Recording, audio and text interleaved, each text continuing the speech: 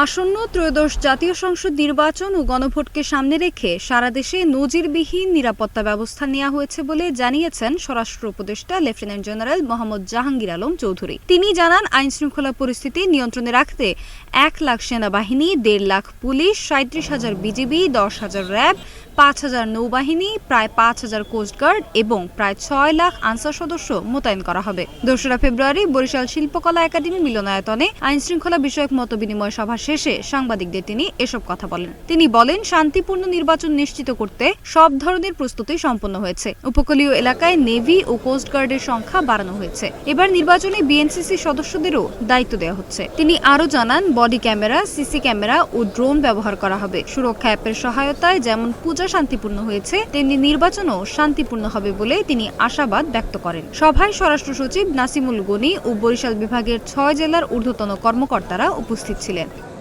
এখানে আমরা দেখা গেছে এখানকার প্রস্তুতি তাদের বেশ ভালো এবং সবাই ভালোভাবে প্রস্তুত, এবং এই নির্বাচনটা যেন শান্তিপূর্ণ, সুষ্ঠু এবং উৎসবমুখর হয়, এই জন্য সবাই প্রস্তুত। পুরা বাংলাদেশে আমরা ১ লক্ষ সেনাবাহিনী নিয়োগ করতেছি, ১,৫০,০০০ পুলিশ নিয়োগ করা হয়েছে, নেভি ৫,০০০ নিয়োগ করা হয়েছে, ৩৭,০০০ বিজিবি নিয়োগ করা হয়েছে, র্যাব নিয়োগ করা হয়েছে প্রায় ১০,০০০-এর মতো, এবং কোস্টগার্ডও প্রায় ৫,০০০-এর মতো, একটু কম দিতে যাচ্ছে।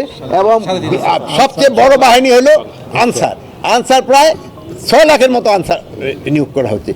বডি ক্যামেরা রাখা হয়েছে, এবার কেউ কিন্তু পার পাবে না। সিসিটিভি প্রত্যেকটা জায়গায়, আগে যে ওই যে স্ট্যাপিং করে চলে গেছেন, এর কিন্তু ছবি উঠে থাকবে। আর প্লাস ওই জায়গায় ড্রোন থাকতেছে, প্লাস এই যে বডি ক্যামগুলো, এটার সাথে সাথে কিন্তু তারা আপনার ইনফরমেশন সেন্টারে চলে যেতেছে যে কোথাও কোনো গন্ডগোল হলে সাথে সাথে হয়ে এবং তার ধরে। এবার আপনার ডগ স্কোয়াডও রাখা হচ্ছে।